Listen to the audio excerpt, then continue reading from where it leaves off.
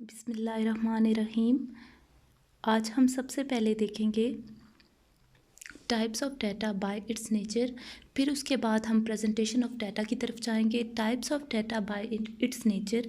Nature के लिहाज से डाटा की दो टाइप्स हैं, एक है क्वांटिटेटिव डाटा और दूसरा है हमारे पास क्वालिटेटिव डाटा। क्वांटिटेटिव डाटा वो होगा जो नंबर्स की फॉर्म में होगा और क्वालिटेटिव वो होगा जो नंबर्स की फॉर्म में नहीं होगा, ठीक है, जिसमें करेक्टरिस्टिक होंगी किसी भी चीज़ की।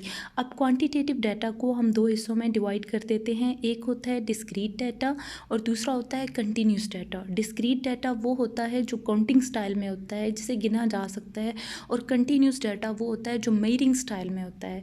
अब डिस्क्रीट डाटा इस तरह से कि जब किसी चीज़ की कीमत बढ़ती है तो कीमत ऐसे बढ़ती है कि जैसे 10 से 12 हो जाएगी या 10 से 15 हो जाएगी, 10 से 20 हो जाएगी। ऐसे कभी नहीं हुआ जब किसी चीज़ की कीमत बढ़े तो 10 से 10.1 हो जाए या 10.2 हो जाए। इसी तरह जो कंटिन्यूस डाटा होता है, कंटिन्यूस डाटा में हाइट की मिसाल भी आ जाती है, वेट की मिसाल भी आ जाती है, ठीक है। ये जितनी भी चीज़ें होती हैं ये कंटिन्यूस डाटा में आ जाती हैं। अब हम वन बाय वन सबको देखेंगे। सबसे पहले हमारे पास quantitative data. Any data observed in numerals is called quantitative data. For example, data of selected student height recorded in inches, यानी जो हमने स्टूडेंट्स को सिलेक्ट किए हुए हैं सैम्पल के तौर पे, उनकी अगर हम हाइट देखें इंचेस में तो ये डाटा हमारे पास क्वांटिटेटिव डाटा आ जाएगा। उनकी हाइट जैसे 5'9" हो गई, 5'5" हो गई, 6 हो गई, etcetera. Data of number of cars available to sampled families, यानी सैम्पल पॉपुलेशन का सब पार्ट होता है, उसमें हम देखें कि किसी फैमिली के पास कितनी कार्स हैं, तो नंबर ऑफ कार्स अगर हम देखेंगे तो ये होगा या 2 होंगी या 3 होंगी या 4, ठीक है, इस तरह से करके। Data of courses in different inter level national and international programmes of studies. Data of newly born babies weight delivered at Fatima memorial hospital Lahore during last month. इस तरह की जितनी भी चीज़ें आ जाएंगी जिन्हें हम काउंट कर सकें वो क्वांटिटेटिव डाटा में आ जाएगा। अब क्वांटिटेटिव डाटा की जैसे कि हम पीछे देख चुके हैं कि दो टाइप्स होती हैं, एक है डिस्क्रीट और दूसरा है कंटिन्यूस। अब हम यहाँ पे देखेंगे डिस्क्रीट डाटा क्या है। Any data observed in counting style numerals is called discrete data. जो काउंटिंग स्टाइल में आ जाए, ठीक है, जिस तरह इसमें पॉइंट्स को हम नहीं लेंगे काउंटिंग स्टाइल में, जैसे नंबर ऑफ पर्सन हो गए, नंबर ऑफ ट्रीज़ हो गए, नंबर ऑफ फ्लावर्स हो गए, इस तरह की जो चीज़ें आएंगी वो डिस्क्रीट डाटा में आ जाएंगी। For example, data of number of cars available to sampled family. अब सैम्पल्ड फैमिलीज़, अब नंबर ऑफ कार्स जो होंगी वो या 3 होंगी या 4 होंगी, ऐसे नहीं होगा कि 3.5 हैं या 2.5 हैं इनके पास कार का, तो ऐसे नहीं होगा। Data of courses in different inter level national and international programmes of studies. अब है continuous data. Any data observed in measuring style numerals is called continuous data, यानी जो डाटा काउंटिंग स्टाइल में तो हमने डिस्क्रीट को देखा, लेकिन जो डाटा मेजरिंग स्टाइल में आ जाएगा, जैसे हम देख चुके थे height, weight, length. Data of selected students height recorded in inches, height आ गई यहाँ पे तो ये कंटिन्यूस आएगा।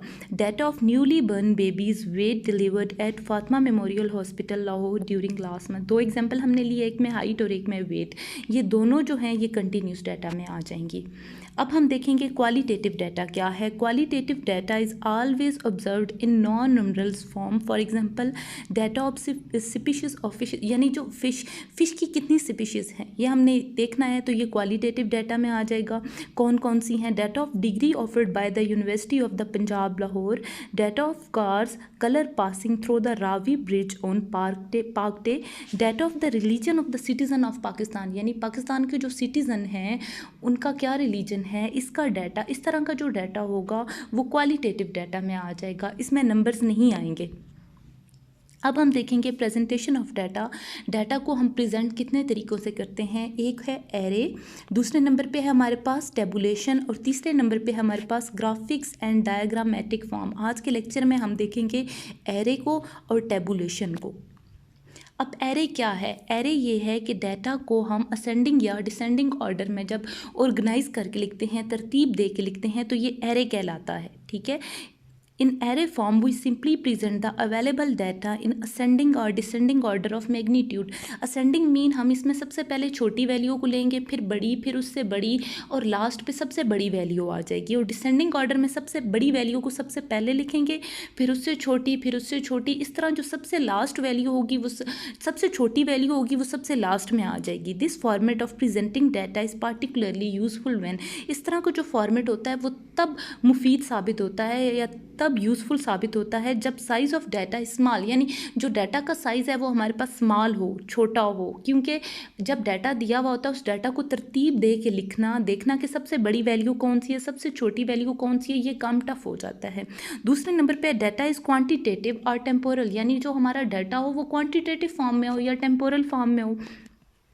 अब इसमें एक एग्जांपल ली हुई है एरे में, यहाँ पे data placed in rank order smallest to largest और लार्जेस्ट टू स्मॉलेस्ट, यहाँ हम सबसे छोटी वैल्यू से शुरू करते हैं और सबसे बड़ी वैल्यू एंड में लिखते हैं। इस तरह या हम सबसे बड़ी वैल्यू को सबसे पहले लिखते हैं और सबसे छोटी वैल्यू को सबसे एंड में लिखते हैं।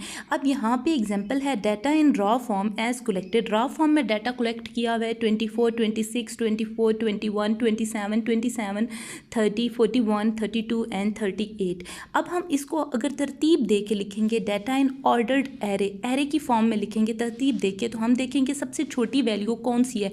यानी अब हम असेंडिंग ऑर्डर में लिखने लगे हैं 21, फिर उससे बड़ी 24, 24 टू टाइम आया तो हम टू टाइम ही उसे लिखेंगे। 26 इसी तरह 27 भी टू टाइम आया तो 27 को भी हम टू टाइम लिख रहे हैं। 30, 32, 38 एंड 41 हमने देखा सबसे छोटी वैल्यू हमने फर्स्ट पे लिखी और सबसे बड़ी वैल्यू हमने लास्ट पे लिखी। अब हम देखेंगे टेबुलेशन, यानी डाटा को टेबल्स की फॉर्म में कैसे लिखना, कॉलम में या हम रो में उसको ऑर्गेनाइज करके लिखते हैं। इसका एक फ़ायदा ये होता है कि इसमें लाजमी नहीं कि क्वांटिटेटिव ही डाटा हो, या ये भी लाजमी नहीं कि डाटा का साइज़ जो है वो कम हो, छोटा हो। इसमें जितना भी डाटा हो या क्वांटिटेटिव हो क्वालिटेटिव हो, हम इजीली मैनेज कर सकते हैं। अब यहाँ पे सबसे पहले हम देखते हैं कि जो अच्छा टेबल होता है, जो आइडियल टेबल होता है, उसकी क्या क्या क्वालिटीज़ होती हैं या क्या क्या उस टेबल बनाते वक्त चीज़ों को मद्देनज़र रखना चाहिए, ध्यान में रखना चाहिए। नंबर 1 पे हमारे पास टाइटल, नंबर 2 पे हेड नोट और प्रीफेक्टरी नोट, नंबर 3 पे caption, number 4 pay stub, number 5 पे बॉडी, नंबर 6 पे फुट नोट और नंबर 7 पे सोर्स नोट। सबसे पहले हम देखेंगे टाइटल। टाइटल वो होता है जो सबसे टॉप पे लिखा जाता है टेबल की, और ये टाइटल लिखते वक्त एक चीज़ का ख्याल रखना चाहिए कि टाइटल जो हो वो प्रिसाइज हो, छोटा हो और क्लियर हो, यानी वो मुख्तसर हो और क्लियर हो। जो टाइटल होता है वो बहुत ज़्यादा बड़ा नहीं लिखना चाहिए। अब हेड नोट और प्रीफेक्टरी नोट की अगर हम बात करें तो हेड नोट और प्रीफेक्टरी नोट वो होता है अगर टाइटल के बारे में फ़र्दर डिस्क्रिप्शन या फ़र्दर वजाहत की ज़रूरत हो, मज़ीद वजाहत की ज़रूरत हो, तो फिर हम हेड नोट या प्रीफेक्टरी नोट बनाते हैं। अब तीसरे नंबर पर हमारे पास कैप्शन, जो कॉलम होता है। कॉलम इस तरह से होता है जो वर्टिकल फॉर्म में लाइंस होती हैं उनको हम कॉलम बोलते हैं, और जो इस तरह हॉरिजॉन्टल फॉर्म में लाइंस होती हैं उन्हें हम रो बोलते हैं। अब जो कॉलम की हेडिंग होती है उसको हम कैप्शन बोलते हैं, उसको हम बोलते हैं कैप्शन। इसी तरह जो रो की हेडिंग होती है उसे हम स्टब बोलते हैं, रो की हेडिंग को हम क्या बोलते हैं, स्टब। अब यहाँ पे ये हो गई बॉडी। बॉडी में हम क्या लिखते हैं जी, जितनी भी टेबल में न्यूमेरिकल इन्फॉर्मेशन हो जो हमने स्टब को मद्देनज़र रखते और कैप्शन को मद्देनज़र रखते हुए अरेंज की हुई हो वो। अब फुट नोट क्या होता है, फुट नोट ये होता है कि आप टेबल बना चुके हैं और आपने कोई चीज़ मेंशन करनी थी या मेंशन करना भूल गए हो या आप मेंशन करना चाहते हो तो आप फुट नोट में उसको कर सकते हो सबसे एंड पे। उसके बाद सोर्स नोट है। सोर्स नोट में ये होता है कि ये जो डाटा हमने लिया है ये हमने किस सोर्स से लिया है। अगर आपने इंटरनेट से लिया है किसी वेबसाइट से तो आप वेबसाइट को लिखोगे, अगर आपने किसी बुक से या न्यूज़पेपर से लिया है डाटा तो आप फिर इसको भी मेंशन करोगे। इस तरह जो हमारा लास्ट है डायग्रामेटिक फॉर्म, यानी डाटा को अरेंज प्रेजेंट करने के लिए जो डायग्रामेटिक फॉर्म है, ये इंशाल्लाह हम अगले लेक्चर में देखेंगे। आज के लेक्चर में हमने ये देखा कि जो डाटा की टाइप्स होती हैं वो नेचर के लिहाज से कितनी हैं। फिर हमने ये देखा कि प्रेजेंटेशन ऑफ डाटा हम कैसे कर सकते हैं। एक है एरे, यानी डाटा को तरतीब देना असेंडिंग या डिसेंडिंग ऑर्डर में। इसी तरह फिर हमने देखा कि टेबुलेशन, टेबल बना के हम डाटा को अरेंज करके लिख सकते हैं, यानी हम इसको रोज़ और कॉलम की फॉर्म में। इसमें ज़रूरी नहीं होता कि डाटा जो है वो प्रिसाइज हो या कुछ भी हो, यानी डाटा जितना भी हो हमारे पास, क्वांटिटेटिव हो क्वालिटेटिव हो, हम इजीली टेबल में मैनेज कर सकते हैं। लेकिन एक अच्छे टेबल की क्या क्या क्वालिटीज़ होती हैं ये हम देख चुके हैं। तो आज का लेक्चर हमारा यहीं तक था।